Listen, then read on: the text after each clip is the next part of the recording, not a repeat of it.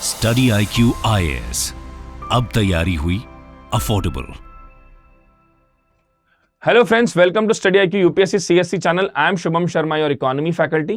Friends, आज के दिन की सबसे बड़ी खबर, डोनाल्ड ट्रंप यूएसए के नए राष्ट्रपति हो सकते हैं। जी हां, क्योंकि स्विंग स्टेट्स में उनको मेजॉरिटी मिल रही है और अगर ट्रंप साहब यूएस के नए राष्ट्रपति होते हैं तो क्या क्या टैरिफ वो इंडिया के गुड्स पे, इंडिया के इंडस्ट्रीज पे लगा सकते हैं और इससे क्या इंडिया और यूएसए के इकोनॉमिक टाइज इंप्रूव होंगे या और खराब होंगे, ये तो आने वाला वक्त ही बताएगा। लेकिन ट्रंप साहब के लिए एक बहुत ही मशहूर मुहावरा है, वो है मुंह में राम बगल में छुरी। मतलब वो क्या सोचते हैं और क्या बोलते हैं वो उनके अलावा और कोई नहीं जानता। तो क्या क्या टैक्सेस, क्या क्या टैरिफ्स इंडिया के ऊपर लग सकते हैं, इसको हम लोग देखते हैं। सबसे पहली बात, ट्रंप ने बहुत बार ये कहा है कि भारत जो है वो टैरिफ किंग है, वर्ल्ड में हाईएस्ट टैरिफ्स लगाता है भारत, इवन चाइना से भी ज्यादा। तो उन्होंने ये कहा है कि हम यूएस की इंडस्ट्रीज को बचाने के लिए रेसिप्रोकल टैक्स लगाएंगे। रेसिप्रोकल टैक्स का मतलब क्या होता है कि जैसा अगर इंडिया यूएसए के गुड्स पे टैक्स लगा रहा है तो यूएसए भी सेम टैक्स इंडियन गुड्स पे लगाएगा, ताकि वो एक लेवल प्लेइंग फील्ड क्रिएट कर सके और अपनी डोमेस्टिक इकोनॉमी, डोमेस्टिक मार्केट को बचा सके। ट्रंप का ये कहना था कि इंडिया जो लगातार टैक्सेस लगाता रहता है, स्पेशली अमेरिका के गुड्स पे, इसके कारण अमेरिका के गुड्स जो हैं वो इंडिया में लेस अट्रैक्टिव हो जाते हैं, जिसके कारण वो अमेरिका के जो ओवरऑल ट्रेड है उसको हैम्पर करता है। तो एक बात इन्होंने यहां पर यह कही। दूसरी जो इंपॉर्टेंट बात थी वो ये कही गई कि H1B वीजा को लेकर। H1B वीजा के संदर्भ में ट्रंप का यह कहना था कि हम हमेशा अमेरिका के नागरिकों को पहले प्रोटेक्ट करेंगे। हमारा उद्देश्य है कि अमेरिका के नागरिक हमेशा प्रोटेक्टेड रहे, उन्हें हमें हमेशा बचा के रखना है, और इंडियंस जो हैं जो कि यहां पर आके यूएस के लोगों की नौकरियां को खा रहे हैं उसे हमें बचाना होगा। तो यहां पर एक बात ट्रंप के द्वारा कही गई थी, बाद में वो चीज खैर इंप्लीमेंट नहीं हो पाई, कि हम लोग एक मॉनेटरी लिमिट फिक्स करेंगे कि अगर कोई इंडियन इस मॉनेटरी लिमिट से ऊपर अर्न कर रहा है देन ओनली उसको H1B वीजा दिया जाएगा। अब H1B वीजा के बारे में आप जानते ही होंगे कि यूएस की जो कंपनीज होती हैं वो एक टेम्पररी वीजा देती है इंडियन एम्प्लॉइज को, स्पेशली सॉफ्टवेयर इंडस्ट्रीज के कंटेक्स्ट में ये होता है। तो अगर इन केस अगर ये H1B वीजा रिस्ट्रिक्टेड हो जाएगा तो उस केस में भारत के लिए अनएम्प्लॉयमेंट की प्रॉब्लम और बढ़ सकती है। तीसरी जो इंपॉर्टेंट बात थी वो थी प्रेफरेंशियल ट्रेड ट्रीटमेंट। आप सबको पता होगा कि यूएस के द्वारा इंडिया को प्रेफरेंशियल ट्रीटमेंट दिया जाता है in context of trade. India को प्रेफरेंस भी ज्यादा मिलती है, और आपको यह बात ही पता होगा कि भारत का एक ट्रेड सरप्लस है अमेरिका के साथ में, क्योंकि हमारे एक्सपोर्ट्स ज्यादा होते हैं और हम इंपोर्ट कम करते हैं। और अगर अमेरिका के सामने ऑप्शंस होते हैं कि 3-4 कंट्रीज को अगर वो उसको इंपोर्ट या एक्सपोर्ट करना है तो वो इंडिया को पहले प्रेफरेंस देता है। बाद में यह बात भी हुई कि इंडिया के साथ में प्रेफरेंशियल ट्रेड ट्रीटमेंट हम हटा लेंगे और इंडिया के केस में जो हम प्रेफरेंसेस देते हैं इंडिया को ओवरऑल, वो भी हम विड्रॉ कर सकते हैं। यह बात भी ट्रंप ने कही थी जब लास्ट टाइम वो राष्ट्रपति थे। अपार्ट फ्रॉम दैट उन्होंने एक बात और ये कही है कि जो ये इंटरनेशनलाइजेशन ऑफ करेंसीज लगातार चल रही है और जो कंट्रीज डॉलर में ट्रेड नहीं करेंगी या जो डॉलर की हेजिमनी को ब्रेक करेगा, हम उन कंट्रीज के साथ में व्यापार नहीं करेंगे, हम उन कंट्रीज के ऊपर सैंक्शंस और टैरिफ ज्यादा लगाएंगे। तो यहां पर जो इंडिया का एक ख्वाब है कि इंटरनेशनलाइजेशन ऑफ रुपी को प्रमोट करना, इंडिया का एक ऑब्जेक्टिव है कि रुपी को एक हार्ड करेंसी में कन्वर्ट करना, वो भी कहीं ना कहीं ट्रंप को नहीं सुहारा।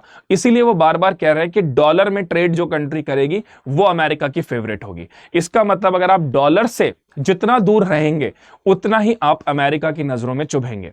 तो यहां पर ट्रंप का यह भी मानना है कि अगर इंडिया को लगता है कि वो रुपी डिनोमिनेटेड ट्रेड ज्यादा करेगा तो उससे इंडिया को ही नुकसान ज्यादा होगा इन कंटेक्स्ट ऑफ यूएस। तो यहां पर लगातार उनका यह कहना है कि जितना डॉलर में आप ट्रेड करेंगे आप अमेरिका के फेवरेट होंगे।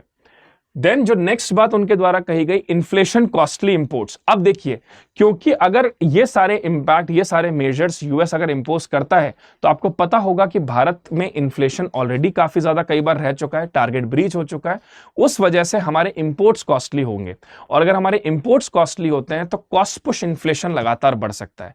ये कॉस्ट पुश इन्फ्लेशन आगे जाकर एक प्रॉब्लम इंडिया के लिए इसलिए क्रिएट करेगा क्योंकि उस केस में इंडियन इकोनॉमी एक रॉ मटेरियल्स को इंपोर्ट करती है और फिर उसके बाद मैन्युफैक्चरिंग हम लोग करते हैं।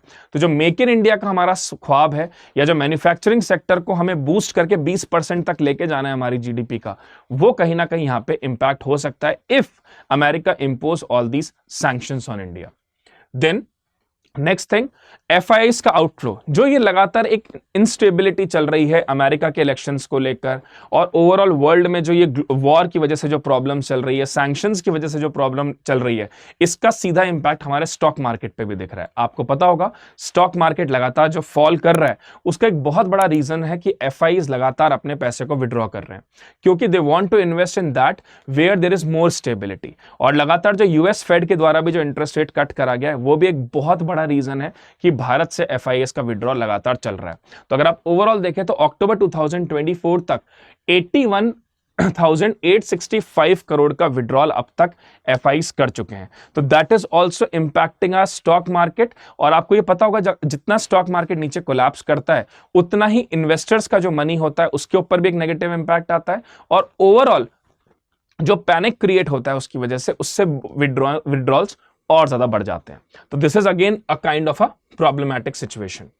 तो अब बात ये आती है, क्या सिर्फ बुरा ही होगा क्या अगर ट्रंप राष्ट्रपति बनते हैं? तो एक सवाल अब आपके दिमाग में आ रहा होगा, इज इट ऑल बैड कि if Trump will become the president? No, it's not. There are some good news on that also. अगर आप ओवरऑल देखें, US is the largest destination for Indian merchandise export. हमारे सबसे ज्यादा exports में से US is one of the largest.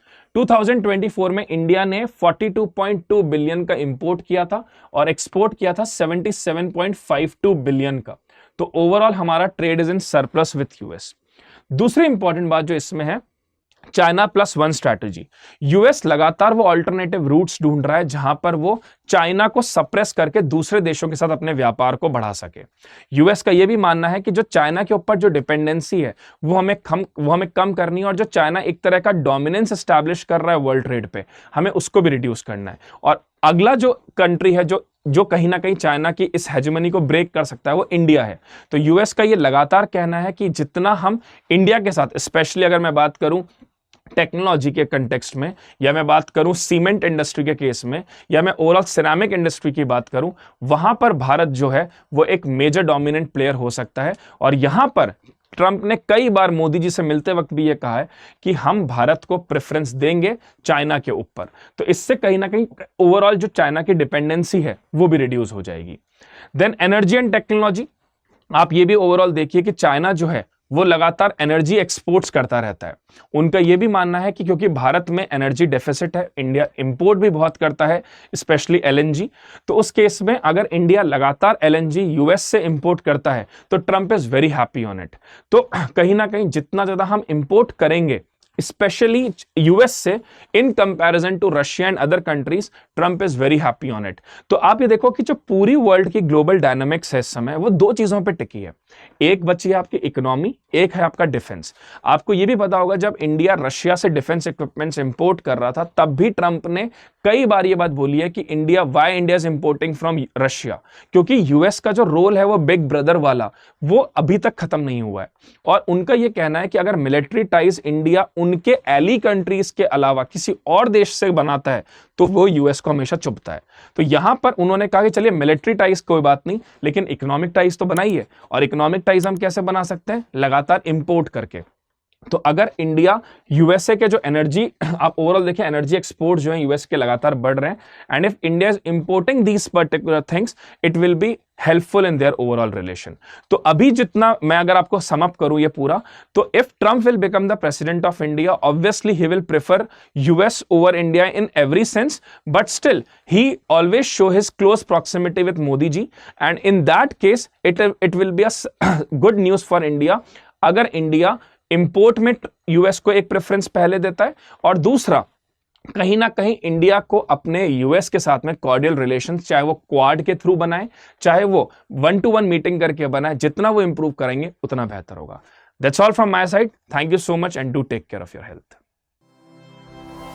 Study IQ IAS, अब तैयारी हुई अफोर्डेबल।